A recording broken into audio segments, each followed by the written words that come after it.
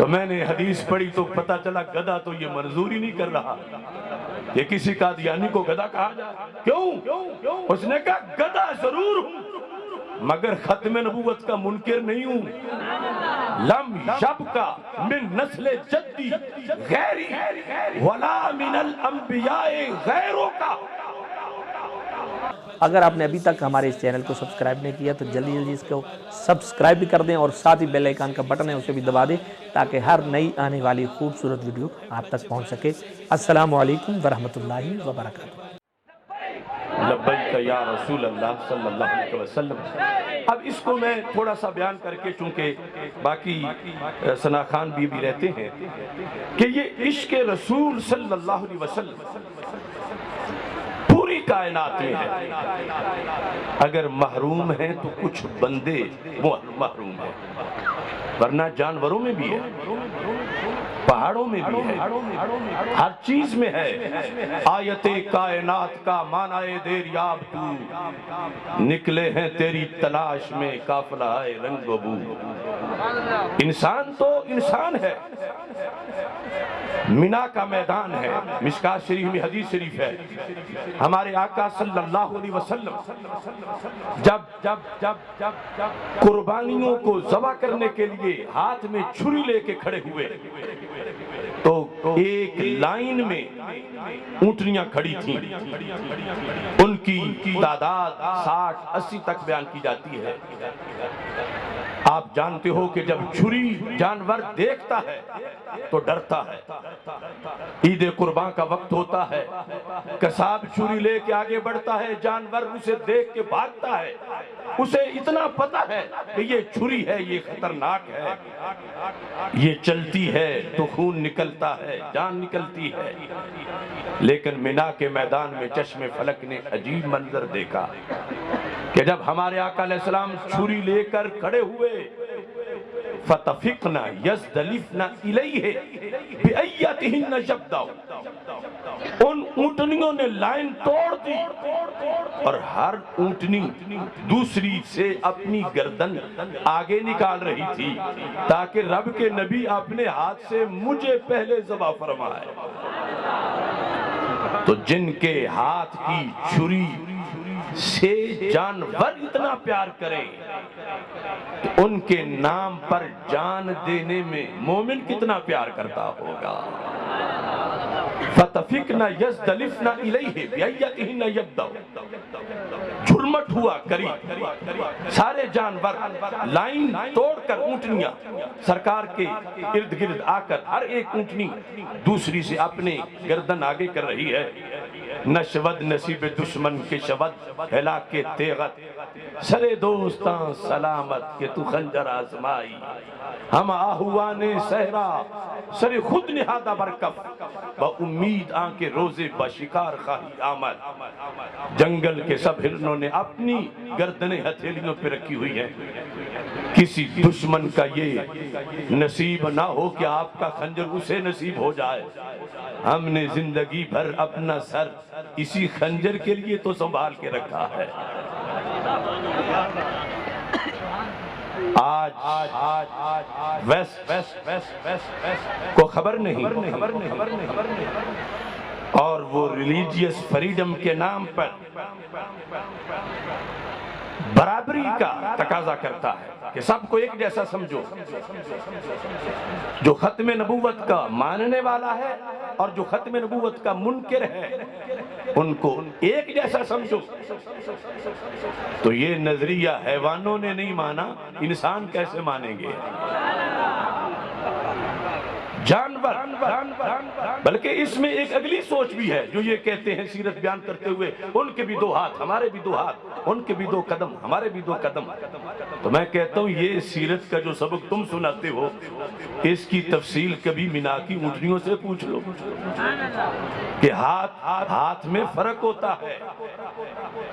قصاب کی چھری کو دیکھ کر جانور بھاگتا ہے اور رسالت معاد کی چھری کو دیکھ کے لپک کے آ کے چومتا ہے. تو چھری وہ بھی لوہے کی ہے، چھری یہ بھی لوہے کی ہے، وہ بھی کاٹتی ہے یہ بھی کاٹتی ہے، اس سے بھی خون بہتا ہے اس سے بھی خون بہتا ہے۔ لیکن اونٹنیاں بھی بتا رہی تھیں چھری اگرچہ لوہے کی ہے دونوں طرف، مگر ہاتھ ہاتھ کا فرق ہے، قصاب کا ہاتھ اور ہوتا ہے، رسالت مآب کا ہاتھ اور ہوتا ہے۔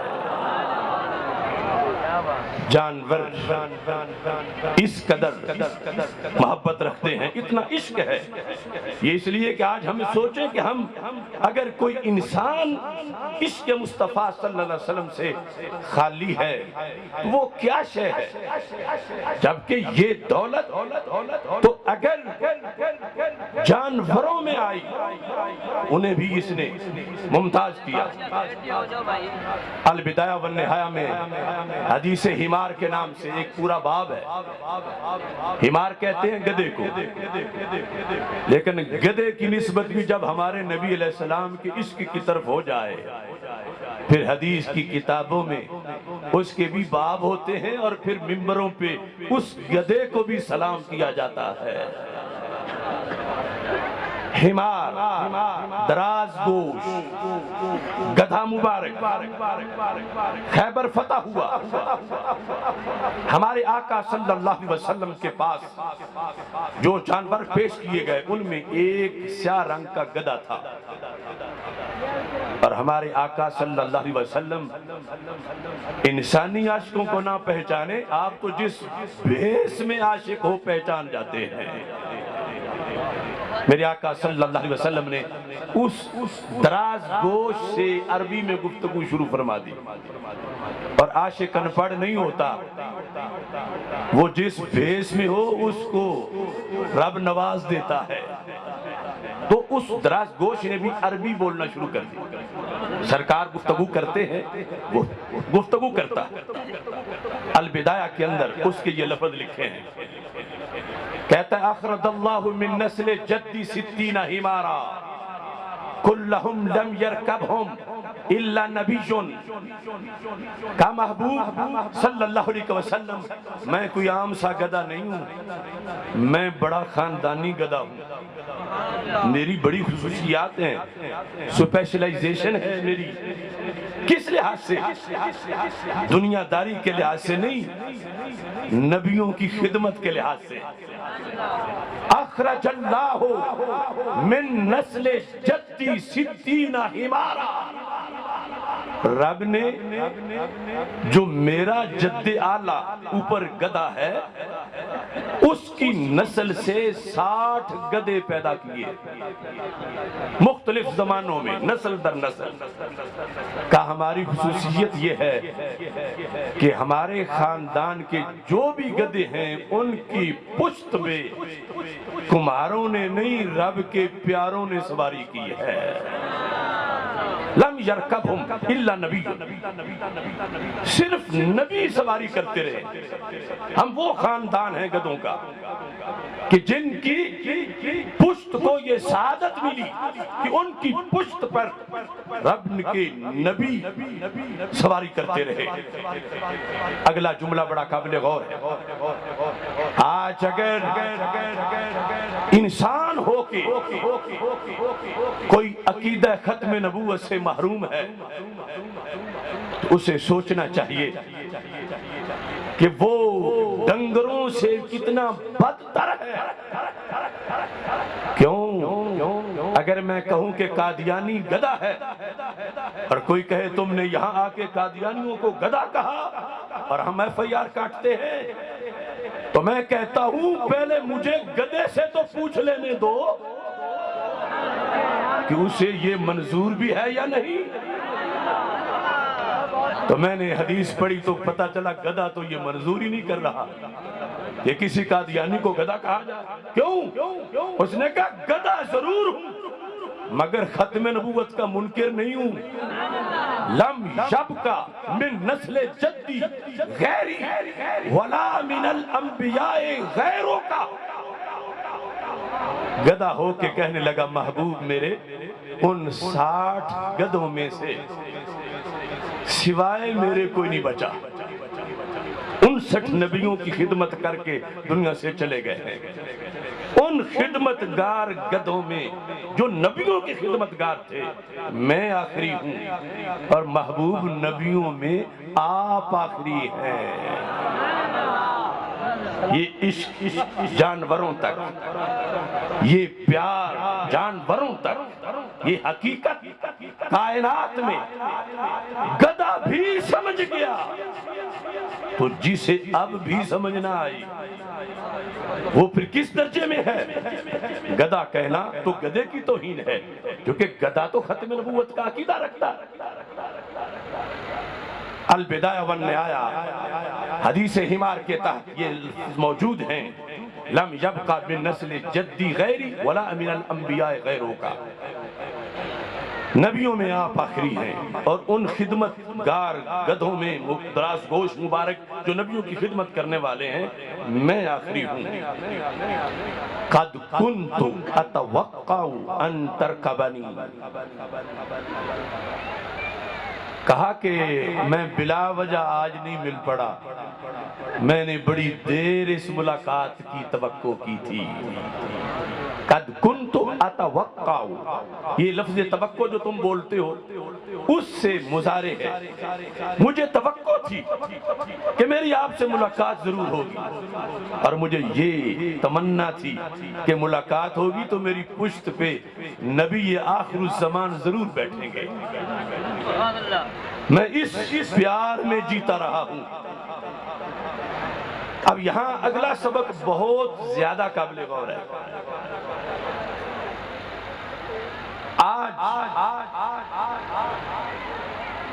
تمنا تو ہم سب رکھتے ہیں کہ قیامت کا جب دن ہو تو رسول پاک صلی اللہ علیہ وسلم کے ہاتھوں سے ہم سب کو کوثر کا جام ملے، اور ہمیں نصیب ہو تو ہم سرکار کے ہاتھ چومیں،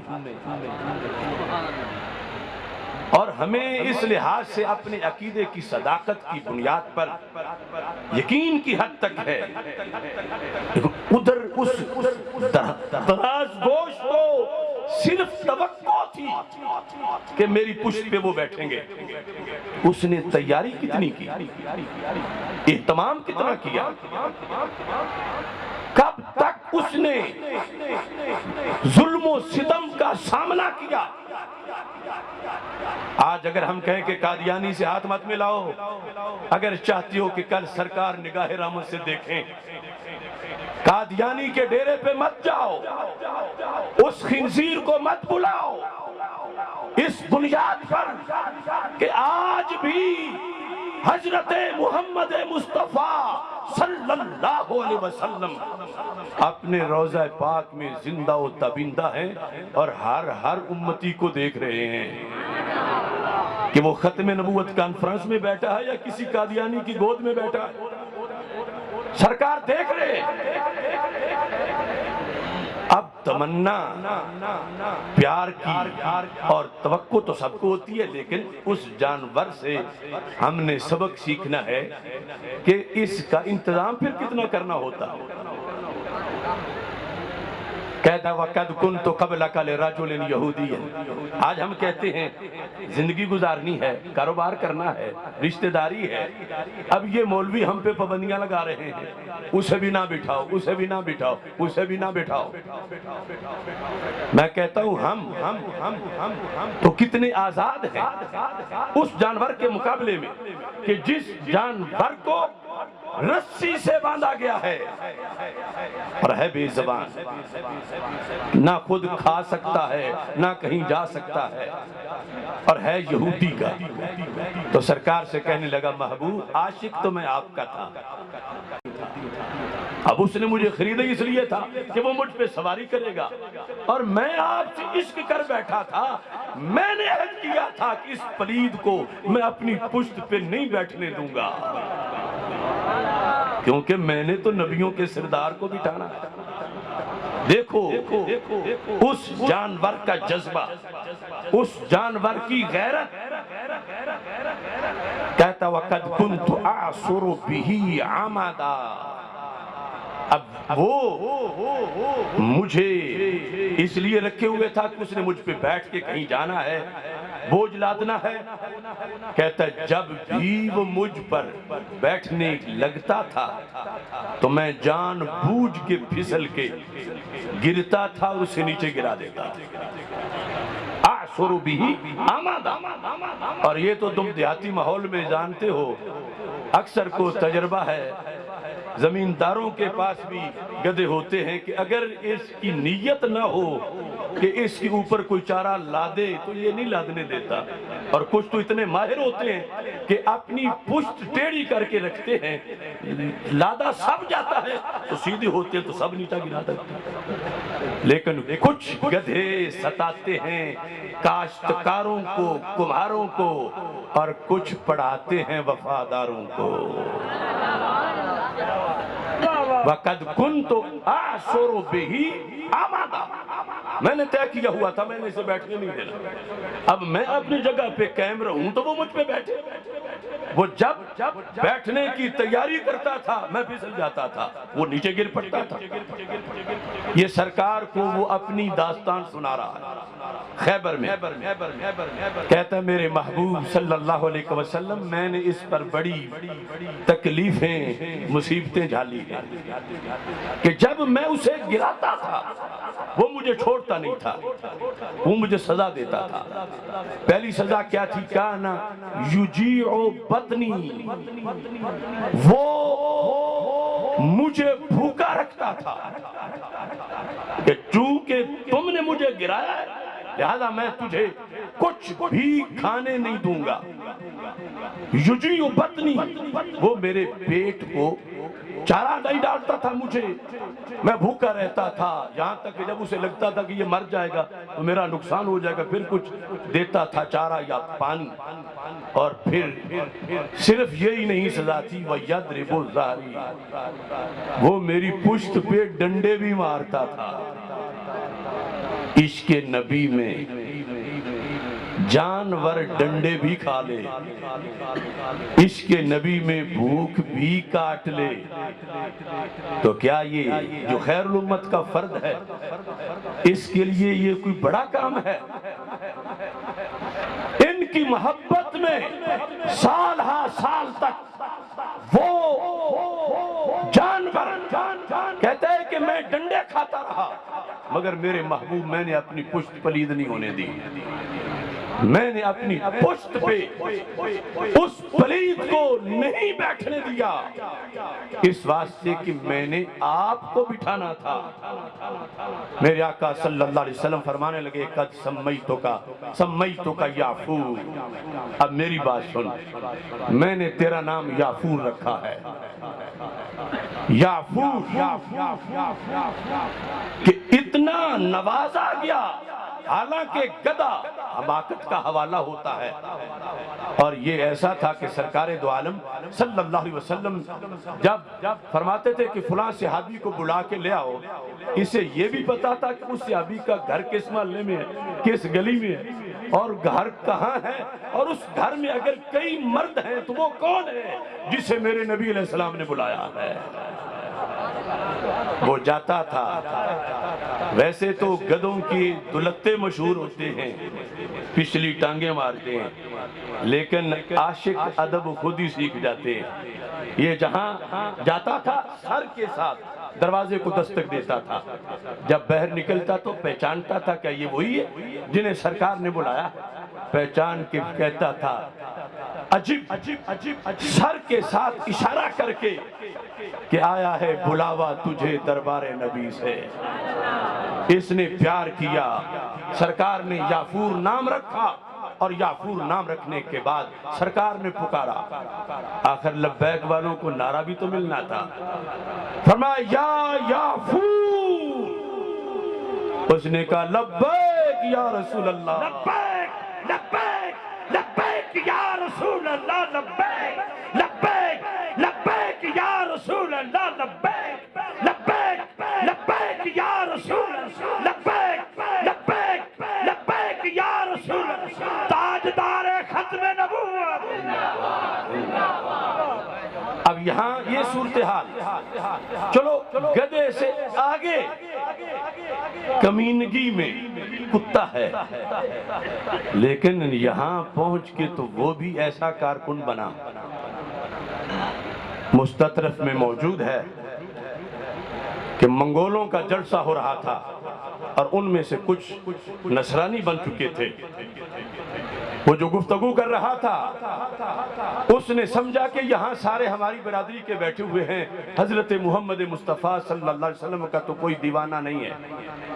اس نے بد زبانی شروع کی ہمارے آقا صلی اللہ علیہ وسلم کے خلاف۔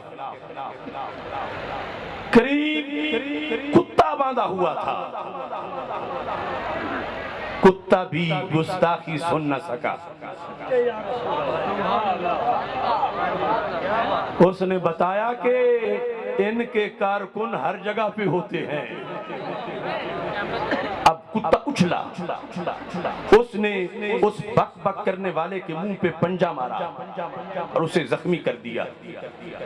پڑھنے کا سلیقہ ہو تو پڑھ لیتے ہیں کچھ لوگ، پانی پہ لکھی ہوئی تحریر ہوا کی۔ دوسروں نے کہا مزہ چکھ لیا ہے تو نے محمد عربی صلی اللہ علیہ وسلم کی توہین کرنے کا؟ یہ کتا اس لیے تجھ پہ ٹوٹ پڑا ہے کہ اس سے برداشت نہیں ہوا کہ کوئی محمد عربی صلی اللہ علیہ وسلم کی توہین کرے اور بچ کے چلا جائے۔